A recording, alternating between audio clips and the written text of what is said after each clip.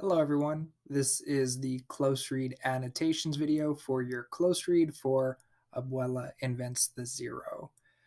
A trick you can do when making your own annotations is to press the split screen button. That way your focus questions show up on the left hand side and your reading shows up on the right hand side. You're going to want to have the annotation button highlighted to orange, tells you that it's on. And also, you're going to want to have the numbers on. That way, you can refer back to the paragraphs that are being told to you to reread, and you can find them quicker, of course, if the numbers are on. For this video, I am not going to have split screen just so you're able to clearer see my own annotations. So I'll read over the focus question, I'll read the paragraphs it tells me to read, and then, guys, I'll show you the annotations, my thoughts when seeing these paragraphs. So, focus question number one: analyzing particular incidents in a story or drama can provide readers with details that point to the theme. Reread paragraphs 14 and 15 and highlight specific evidence that suggests how the incident at the church is a turning point in the relationship between Constancia and Abuela and what it reveals about the theme. So I'm going to go to 14 and 15, and I need to turn my numbers back on. You're going to see my annotations already. Again, I'm just going to read over what I've already annotated. Saves you from hearing me type and click on the mouse pad. I've set up colors for no real reason. You do not have to follow the same colors, but everything for number one is done in yellow. I realized to my horror that my grandmother is lost. She can't find her way back to the pew. I am so embarrassed that even though the woman next to me is shooting daggers at me with her eyes, I just cannot move to go get her. I put my hands over my face like I'm praying, but it's really to hide my burning cheeks. I would like for her to disappear. I just know that on Monday, my friends and my enemies in the barrio will have a lot of senile grandmother jokes to tell in front of me. I am frozen to my seat. So the same woman who wants me dead on the spot does it for me. She makes a big deal out of getting up and hurrying to get Abuela. The rest of the mass is a blur. All I know is that my grandmother kneels the whole time with her hands over her face. She doesn't speak to me on the way home, and she doesn't let me help her walk, even though she almost falls a couple of times. So, guys, what I noticed in paragraph 14: when Abuela gets lost in church, Connie states that she would like for her to disappear, instead of getting up and trying to help her back to the pew. Connie then covers her face and pretends to pray, but is really trying to hide the fact that she is blushing out of embarrassment. So, this big conflict moment, Grandma is lost. You would expect Connie to get up and help Grandma, but instead, Connie remains seated, tries to cover her face, and has that horrible line of wishing Grandma would disappear. Now, how does Grandma react to this in 15? Very similar to what Connie did, and check this out. Abuela covers her own face out of embarrassment, but Connie cannot understand why Abuela would feel embarrassed. This shows that Connie cannot understand how others feel. This leads me to believe that Connie is a thoughtless and selfish person. Connie also gets her wish, as seen in paragraph 14. Abuela refuses her help, therefore disappearing. So, again, the wish that Connie has about Grandma disappearing comes true. Grandma, as best she can, tries to make herself disappear, covers her own face out of embarrassment, and again, that italicized her tells you Connie doesn't understand why she'd be covering her face. Grandma, on the way home, doesn't speak to Connie, doesn't help her walk up the stairs, again, trying to, again, quote unquote, disappear as best she can. Hey, you didn't want to help me in church? Don't bother now. With that, let's check out number two, scrolling back to the top. And sorry if this is jumping around a little bit, but it's the computer, not me. So number two: before Abuela's arrival, which lines of dialogue in the story reveal that Constancia is unaware of the consequences her actions can have, and that Constancia's mother knows her daughter well and is trying to prevent any tension from occurring. Highlight evidence in the text and use the annotation tool to support your answer. I remember these lines come from paragraph 2, and in paragraph 2, I'm going to use the purple color. It all began with Abuela coming up from the island for a visit, her first time in the United States. My mother and father paid her way here so that she wouldn't die without seeing snow. Though, if you asked me, and nobody has, the dirty slush in the city is not worth the price of a ticket. But I guess she deserves some kind of award for having had 10 kids and survived to tell about it. My mother is the youngest of the bunch. Right up to the time when we're supposed to pick up the old lady at the airport, my mother's telling me stories about how hard times were for La Familia on La Isla and how La Abuela worked night and day to support them after their father died of a heart attack. I'd die of a heart attack too if I had a troop like that to support. Anyway, I had seen her only 3 or 4 times in my entire life, whenever we'd go for somebody's funeral. I was born here, and I have lived in this building all my life. But when mommy says, Connie, please be nice to Abuela. She doesn't have too many years left. Do you promise me, Constancia? When she uses my full name, I know she means business. So I say, sure. Why wouldn't I be nice? I'm not a monster after all. You can already hear the tone, or I should say, a disrespectful tone in the way Connie is thinking, speaking towards the reader. Refers to grandma as the old lady. What really stands out to me, mom is telling her all of these stories growing up back in Puerto Rico and how hard life was for them. You think Connie would show a little appreciation, but instead she has a snarky remark. I'd die of a heart attack too if I had to support that many kids. My annotation for this part. Connie's response shows that she does not appreciate the sacrifices her abuela had to make, nor does she understand that if it were not for these sacrifices, then she would not be where she is today. You clearly hear Connie did not grow up in Puerto Rico. Connie tells you, hey, I've lived here in New Jersey all my life. And again, doesn't realize the only reason she is not in Puerto Rico is because of the sacrifice Abuela had to make. Another sad part to me, Connie's mom has to plead with her, has to almost beg her to be nice to grandma. The fact that Connie's mom has to plead with Connie to be nice to her grandmother tells the reader that Connie is a rude person.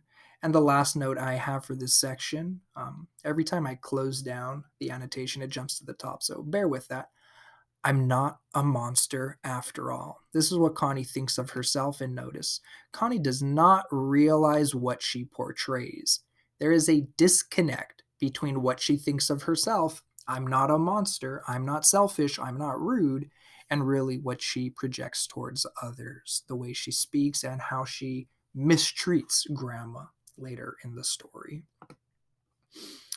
And with that, let's move on to number 3. Reread the last 5 paragraphs of the story. What information does the author include that suggests Constancia still doesn't fully realize how much her behavior has hurt her grandmother? Highlight evidence in the text that supports your answer. So, even going through what we read back in 14 and 15 at the end of the story, how could you infer that Connie still has not realized what she's done? Going to the end, hopefully this one doesn't jump too much. That would be annoying. Number 3, I'm highlighting in green, and we'll take 17 all the way through 21. I try to explain what happened.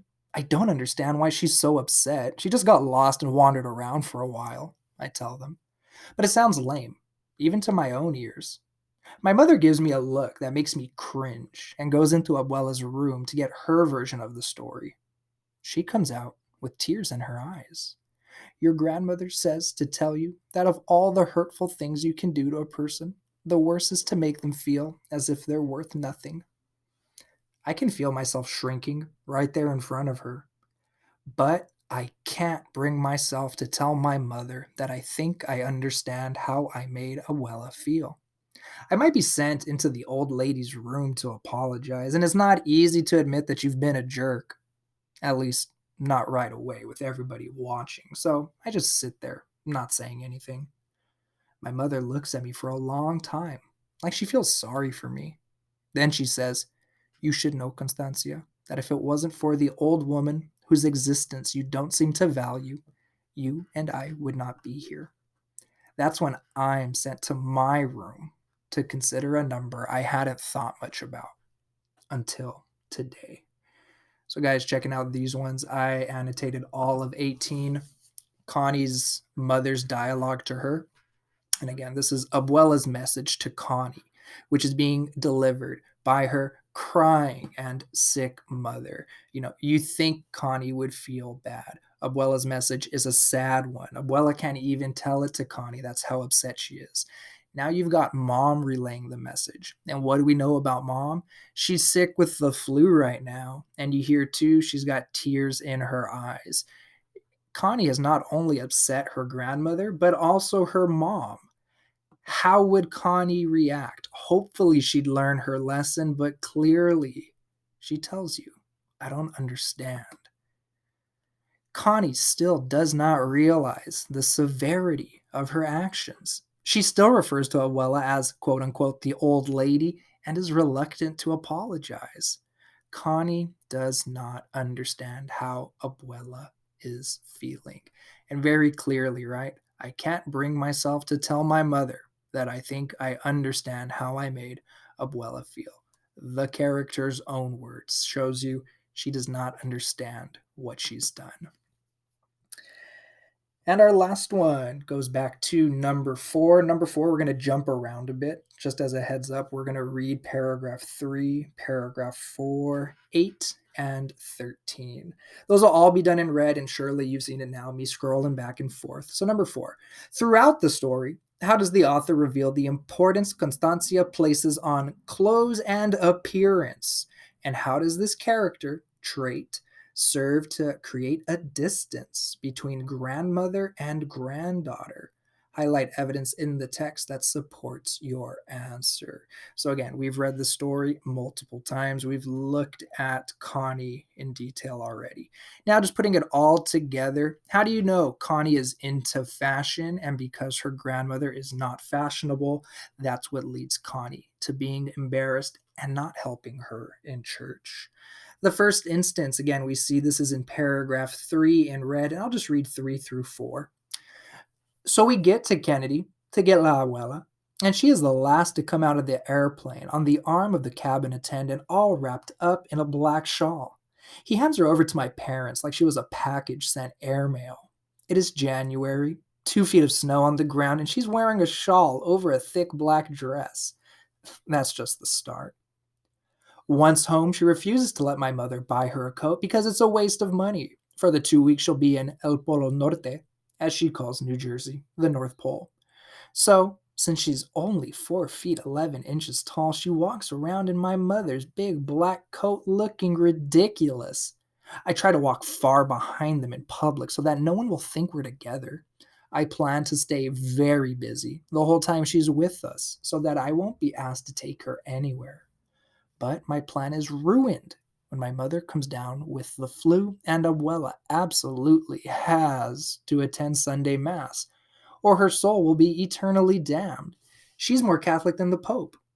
My father decides that he should stay home with my mother and that I should escort La Abuela to church.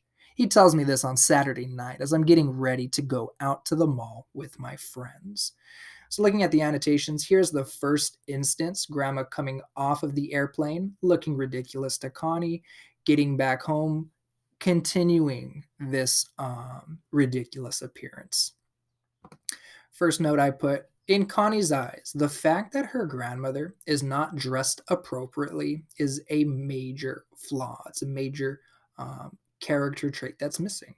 And this embarrasses Connie. You hear very clearly, "Hey, I want nothing to do with her. I want to walk far behind her the whole time." Because of Abuela's appearance, Connie wants nothing to do with her and plans to keep away from her as best she can. Again, that's the original plan, solely based on her appearance. But those plans get ruined because mom gets sick and dad says, "Hey, I'll watch mom, you take grandma to church." Moving on to 13, I'm sorry, not to 13, 8 before 13. Check out this line. We've seen this. If you have to go back, check out our character lesson where we look at this instance of dialogue between Dad and Connie. I'm just picking up on 8. Needless to say, we come to a compromise very quickly. I do have a responsibility to Sandra and Anita, who don't drive yet. There is a Harley Davidson fashion show at Brookline Square that we cannot miss.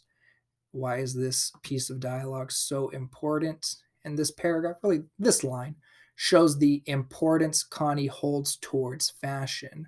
She says she cannot miss this fashion show and she feels responsible for driving her two friends there.